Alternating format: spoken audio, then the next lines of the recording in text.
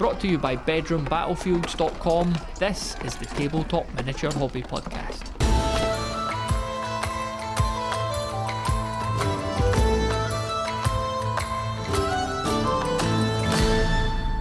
Hello and welcome to the Tabletop Miniature Hobby Podcast. It's Matthew with you here. Bit of a solo episode today. I say a bit of, it almost certainly is a solo episode. There's nobody else here. So I'm going to kick things off just by diving into the hobby progress.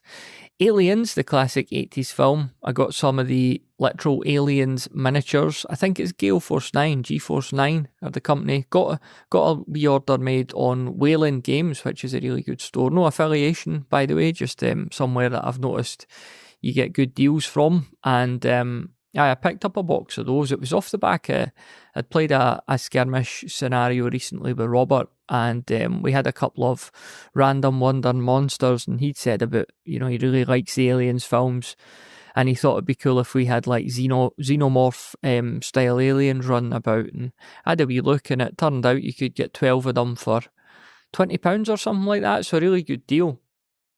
They were an absolute nightmare to put together. I don't think I've ever had more difficult miniatures. I'm very used to metal these days as well.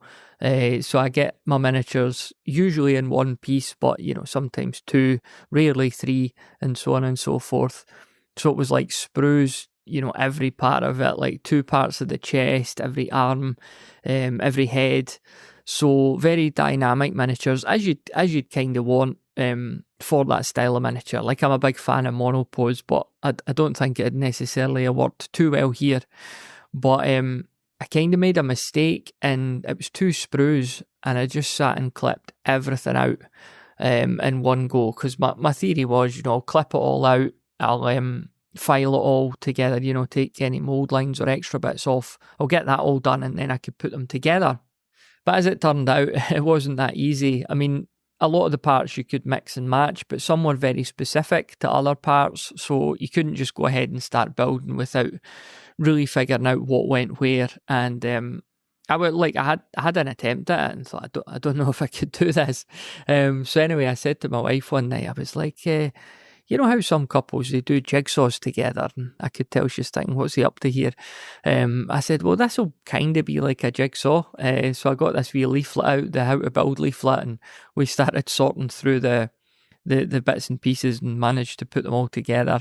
So got them built in the end, and with plastic miniatures as well, which, as I say, I'm not too used to them these days. I noticed just how light and like they're so easy to just knock over, especially these ones, because they've got tails and arms going everywhere.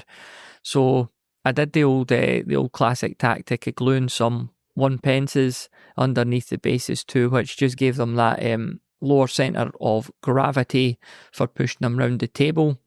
So getting round to the painting, I did a zenithal, as I usually do, and then I did one coat of the Pterodon turquoise contrast paint, which I thought worked really well, but obviously wanted to do a wee bit more than that. So I had my old hex pot of bleached bone, classic 90s paint. So I gave the whole thing a dry brush with that, and that really started to pick out the bumpy bits, of which there were many, all the contours and different effects on their skin and their claws. So a dry brush with bleach bone, and then at the top of their heads they've got that, I don't even know what the term would be, like probably where their eyes should be, but it's like some sort of weird panel, and then you've got their gaping mouths as well, and some of them have got their tongues out. So another hex pot from the 90s, tentacle pink. I went with a dry brush on those sort of front areas of the head and face, and I was really happy with how that turned out. The final touch was really to get a gloss varnish on there. I've got the Vallejo gloss varnish, and that just made them all wet and shiny looking. So really happy with the way that those turned out. Because they're specifically for a game, which I've no intention of playing, that's no slight on the game, it's just I'm not struggling for rule systems.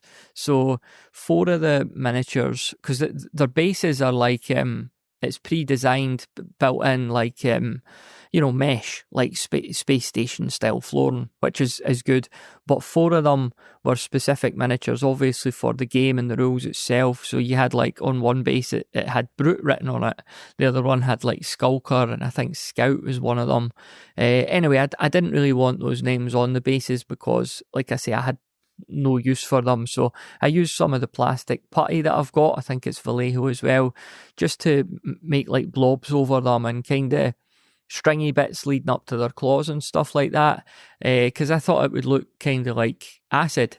So again, that got primed all with the whole miniature together, and these bits I ended up putting some of the Plague Bearer, it's either Plague Bearer green or Plague Bearer flesh. I think it's Plague Bearer flesh, but it's a sickly green, and I thought that worked really well as well. So, it's like basically some acid dripping off their claws, or they've maybe just killed somebody or whatever. But I really happy with how they turned out, and they will come in super handy as well for all sorts of different sci-fi skirmishes, especially when, you want a few wandering monsters or NPCs to liven up a game as well. So I think they'll work particularly well. I've got the battle systems terrain, like the sort of space sci-fi set. So basically you can recreate a Space Hulk with your own miniatures and your own terrain and use these aliens as well. So that's mainly what I've been up to recently on the old hobby progress. The other couple of things I picked up from Whaling Games, a Mantic sci-fi scatter terrain set. That was, I'm sure it was less than a tenner. You got 8 or 9 bits.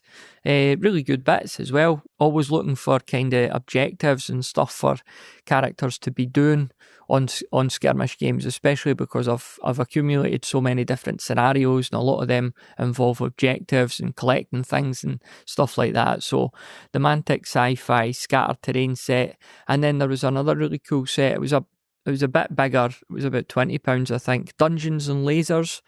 It was sci-fi customization bits. So a lot of really cool stuff in there as well. And my plan is, I'm first and foremost going to be painting miniatures, but I figured if I could maybe just each time I'll have 5 or 6 of these terrain pieces on the go as well. And I'm not going to go really in depth with them. It'll be a zenithal and then a quick contrast and a dry brush as well. So, and that'll be enough to kind of make them acceptable for the tabletop, I figure. So yeah, Dungeons and Lasers sci-fi bits, really cool kit in there. Lots of different things that you could do with that, and flavourful pieces as well that give you ideas for maybe scenarios that you could create around them too. So always a big fan of that. And the actual miniatures that I've been painting as well, a huge block of Goblin Spearmen at 15mm for my 15mm project. I think there's 25 of them. So I'm just slowly but surely working my way through there. It's batch painting. I wouldn't go as far as to say it's a bit of a grind, but it's I think that's why it's handy to have these terrain pieces in the mix as well at the same time, because you've maybe done like 5 goblins in a row, you've done their skin or whatever, and it's good just to mix it up. I'll grab this old barrel or this turret gun or something like that, and I'll paint that up at the same time. And as I always say on this podcast, a nice palette cleanser. You can't have too many palette cleansers, can you? So there you go. That's pretty much it for the hobby progress. Time of recording 19th of July 2024. I'm going to play you something now. It's a clip from White Dwarf 166 way back in October 1993. This was my very first White Dwarf. I think I've mentioned it. In fact, I know I've mentioned it on the show before. I had Josh from the Crown of Command on, and we read through the whole magazine together, which was really cool. So I'll play this clip for you now, and I'll explain more at the end. It's a couple of turns from the battle report in that issue. Blood Angels versus Orcs, Andy Chambers versus Jervis Johnson. This was the issue of White Dwarf where they actually released Warhammer 40,000 2nd edition. So this battle report was very much a showcase of that new rule system and of the stuff that you got in the box as well. So let's get into it.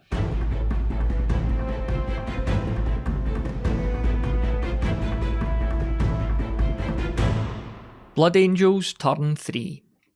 I was heartened somewhat by caffeine and the orcs' apparent inability to harm me in the previous turn. I put this down to the simple fact that not only did my Blood Angels have a sturdy toughness of 4, but also an excellent armour saving throw, 3 or more on a d6. Also, once the Space Marines were in cover, the orcs had tremendous problems even scoring a hit in the first place.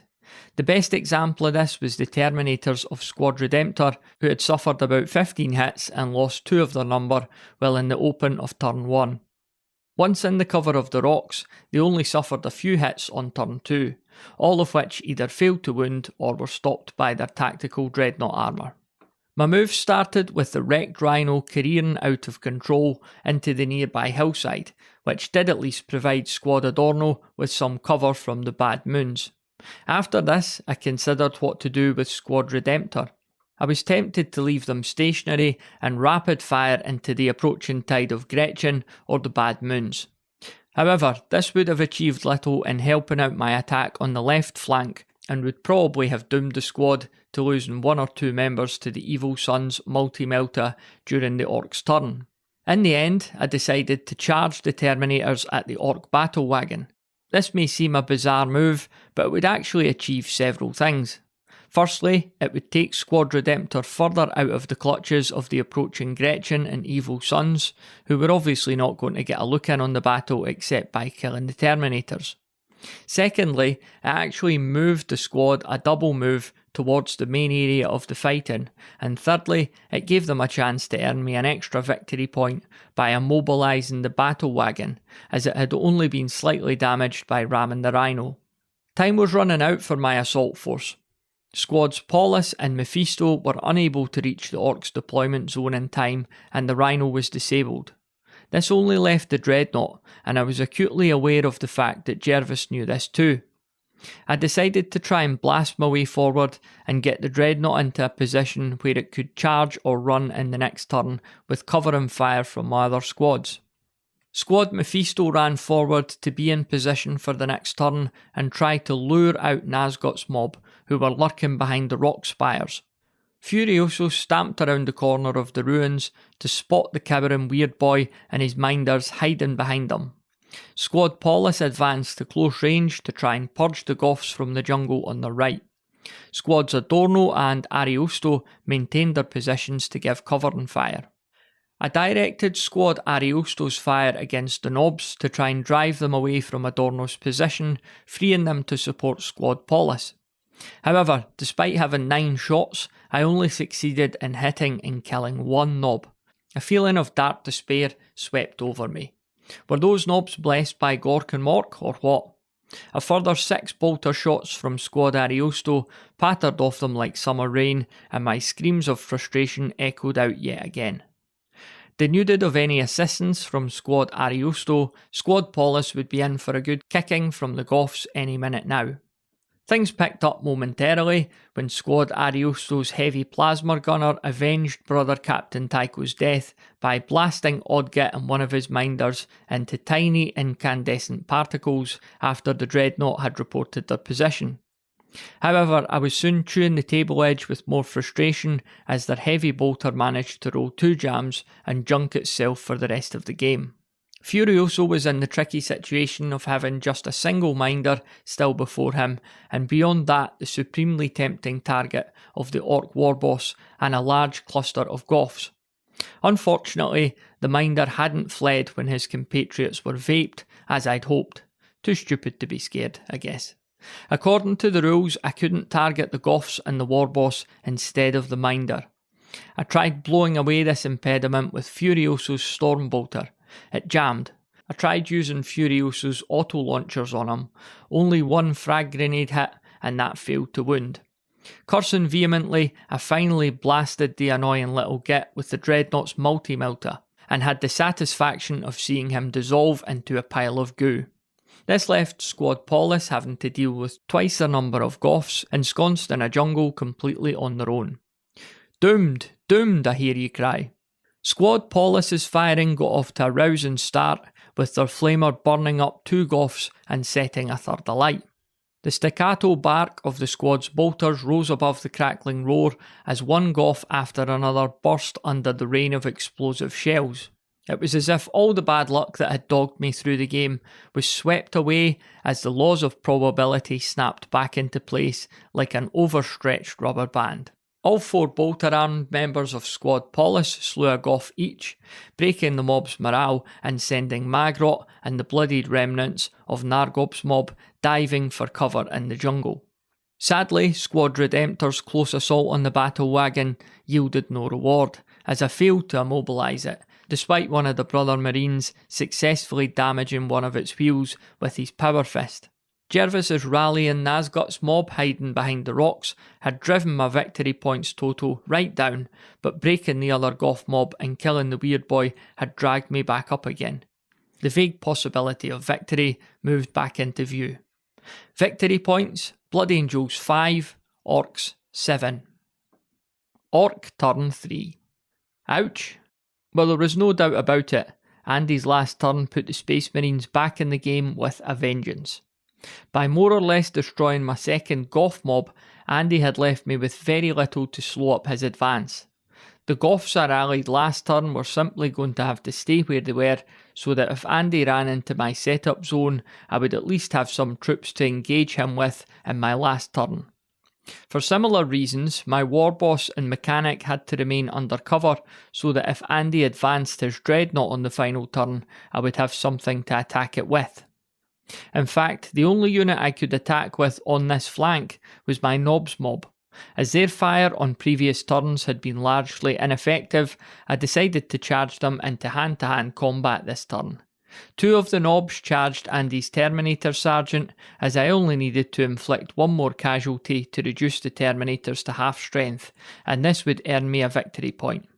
The other 2 Nobs headed off in the opposite direction to attack Squad Polis and hopefully slow up Andy's advance towards my setup zone. Squads that are engaged in close combat do not have to worry about the squad coherency rules, which is why the Nobs could attack in 2 directions at once. However, whichever group was smaller in my next turn would count as having broken morale until I got the 2 halves of the mob back together again. As I doubted that the Nobs would survive through Andy's turn, I didn't foresee this being a problem. The Orcs' battle wagon hurriedly backed away from the attacking Terminators, leaving room for the Nobs to attack the Terminator Sergeant. On my other flank, the Gretchen and Evil Sons chased after the Terminators, who had moved out of range again when they attacked the battle wagon. The Bad Moons carried on with their advance, while the Death Skulls stayed put and switched their attention to squads Ariosto and Adorno, which they could just see on the other side of the table. Unfortunately, the Orcs' fire proved every bit as ineffective as it had last turn, and not a single Space Marine was killed by Orc shooting. The Nobs were more effective in hand-to-hand combat, killing the Flamer Marine from Squad Polis and the Terminator Sergeant, although the Sergeant did manage to kill one of the Nobs before he went down himself. As we went into the final 2 turns, things were very finely balanced. Andy could still achieve his objective by running his dreadnought into my setup zone, or might even be able to inflict enough casualties to give him a win even without achieving his objective. However, I was still fairly confident. I was 3 points ahead of Andy's victory point total, so he would need to get a lot of kills to score enough victory points with casualties alone, while my warboss and mechanic were in a position to damage or destroy the Space Marine dreadnought if it moved into my setup zone. Nonetheless, everything would rest on the outcome of Andy's final turn. Victory points: Blood Angels 5, Orcs 8.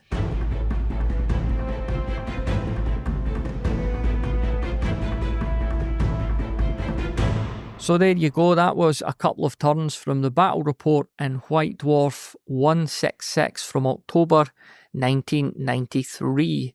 And the reason I've recorded that battle report in its entirety, including the introduction and the analysis after the game as well, was for the worst Patreon ever, which, depending on which way you look at it, is no longer the worst Patreon ever. I've always had a Patreon for the show, and famously, if we could put it that way, I never had any bonus content on there. You got nothing at all. But I eventually got to thinking that it wouldn't be the worst to stick a couple of things up on there, because I very much appreciate the support that I do get on there. You know, it's a modest amount, but I don't take it for granted. It's very nice that people are, willing to support this podcast with their money, and Patreon's obviously a really good way to do that. So I figured, why not do some bonus content here? And I thought it would be fun to read through this battle report in its entirety. And it was really fun and interesting. A lot of spelling mistakes in there, a lot of grammatical mistakes and typos and stuff that had been left in. I needed to actually do some editing on the fly because there were a couple of like uncompleted sentences and stuff like that. So quite an eye opener there. I don't know what the editor was up to on that issue, but the content itself was really good. Great just to revisit that era and to get, a current perspective of Andy and Jervis on how they wanted the rules to play, and, how they lined up against each other with these two very different forces, the Orc and Goblins versus the Blood Angels, two very different skill sets, very different strengths and weaknesses, and a really fun game that went down to the very last dice roll as well. I think you could imagine if you're from that era, who would have won the game in the end, and it certainly wasn't Jervis. So he was very unlucky, to be fair, and you'll find that out if you're a supporter on Patreon and listen to the whole thing. I think it's about an hour long in total. The downside is it's me reading it, so hopefully that's not too much of a deterrent, but if you already support the show on Patreon, or if you fancy doing so in future, you'll find it at patreon.com/bedroom battlefields, and I'll put a link to that in the show notes as well. The next thing I'm planning to upload there is I did in a recent episode, I talked about creating cards for solo or co-op play in rank and flank style games. So I did a lot of event cards that would create random situations and give you challenges, and I'm putting them together in card form that could be printed out. So if you wanted to use them in your own games and try a bit of solo play on that scale, especially with a game like Hobgoblin coming out as well, it might be a good opportunity to try this. So you'll find that over at the Patreon as well. It's those cards. There's 20 odd different cards for spicing up your solo or co-op rank and flank games. So a few other things to talk about on this episode. Big thanks to Solo Gamer in the Discord, that's their username, Solo Gamer, for recommending a book called Solo Wargaming. So Solo Wargamer, very much playing to type there, and this book caught my eye.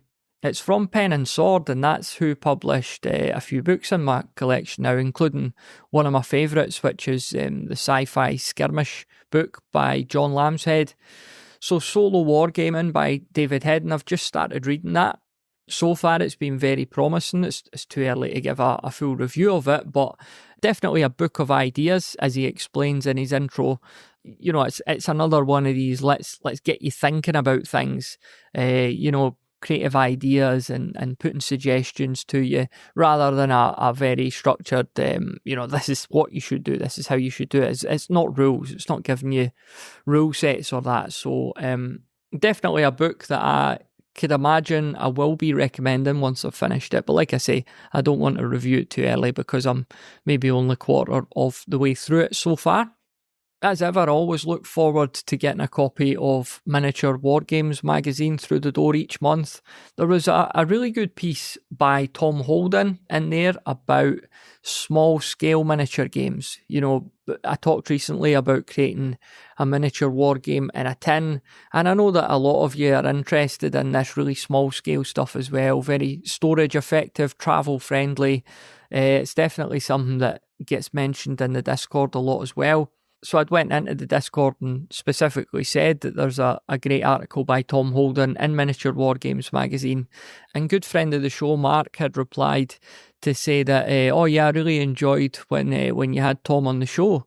And I was thinking to myself, did I? And I looked back, and it was recorded days after my daughter was born.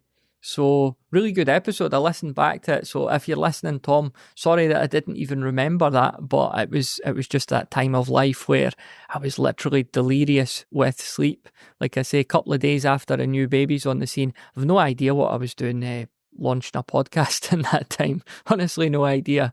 But funny to listen back to something that you've no recollection of, and that's no slight on Tom. It was a great conversation. It's purely that I was just I was somewhere else mentally at that point in time. So that was really cool. Really cool to find out you've done episodes that you had no idea you did. But yeah, if you're listening, Tom, fantastic piece in the magazine. and it'd be great to see more from you in those pages as well. There are a lot of really good ongoing columns and features in Miniature Wargame magazine. I also want to give a special shout out to Conrad Kinch. I think his pieces, I've no idea how he puts these together because they're so big, so detailed. Again, just really good for idea generation and talking through things he's tinkered with. Really enjoyed the piece this month as well. Topically, like my daughter, she's got really into Robin Hood recently. There was a couple of sort of things that came together here coincidentally. The first was she's got a Yoto player. I'll get back to Conrad's pieces in a second, by the way. This all ties in. But she's got a Yoto player. It's an audio player for kids. And that came with an audiobook story of Robin Hood, which she's really into. And I'd also bought her purely by chance this like graphic novel of Robin Hood as well. So she really enjoys getting that read to her. And then when I looked in the magazine, the Miniature Wargames magazine this month, Conrad's piece was all about doing Robin Hood in Rangers of Shadowdeep, which ticks many boxes for me. So thoroughly enjoyed that. And like I say, I've no idea how he puts these pieces together every month because it must take so much time. And, you know, I figure he's doing a lot of it anyway, but still to write a piece of content, put a piece of content together in that way is a lot of work. So my hat is tipped. And just to finish off this mention for the magazine, again, not sponsoring the show, no affiliation, it's just a publication that I really do admire and enjoy. We also had the editor, John Treadaway, on the show, I think it was last year as well. So great episode with John, just finding out about the magazine and how it gets put together and all that good stuff. So yeah, big shout out to Miniature Wargames magazine, and it's something that I really do value in the hobby, and it helps keep me up to date as well, especially because I'm not on any social media and things do tend to pass me by at times. So all right then, that is just about it for this episode of the Tabletop Miniature Hobby Podcast. One last thing to mention is the question of the month for July. And that question is, what are your favourite hobby-related content channels? Aside from this one, obviously, which other podcasts, blogs, YouTube channels or social media accounts most resonate with your perception of the hobby? And while you're at it, tell us about your own channels, your own content channels that you use to document your hobby as well. Where do you post battle reports? Do you post photos of works in progress or finished models or dioramas? What do you use to document all that? Where do you publish it? Tell us all about it, because I'm sure there'll be other folks who'd be very interested to check it out. And I'm still not sure we're going to get an episode around this because we're well past the halfway point in the month. I've had none in so far at all. I know people are busy and I know this is holiday season, so I'm not having a go at anyone by any means. But if you're able to get one in pretty soon, then I'll know that there's going to be able to be an episode. That'd be really cool and I'd appreciate it. So please do head over to bedroombattlefields.com/voice feedback, submit your own clip before Tuesday the 30th of July, and I'd be very grateful for that. All right, let's wrap this one up. Just a final nod, patreon.com/bedroombattlefields. That's where you'll find that battle report from October 1993 in its entirety. And a big thanks to anyone who is supporting the show on Patreon or has done so in the past. That really is hugely appreciated. And of course, thanks to you as well, just for listening to the show, which is obviously massively appreciated as well. So on that note, we'll leave it there and we'll chat again on the next one.